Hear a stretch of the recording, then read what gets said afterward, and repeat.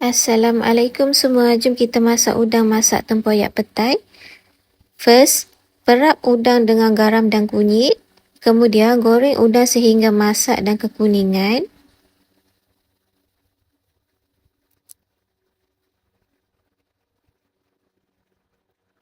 Setelah udang masak, angkat dan tuskan. Kemudian tumis cili, bawang merah dan bawang putih yang telah dikisar. Tabur sedikit cube pati ayam. Masukkan daun limau purut. Masukkan sedikit santan, kemudian kacau. Masukkan 2 sudu besar tempoyak dan sedikit air. Kemudian perasakan dengan gula, garam dan sedikit perasa.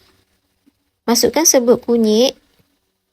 Tumis sehingga kuah pecah minyak, kemudian masukkan petai. Akhir sekali masukkan udang. Gaul sebati dan masak sekejap.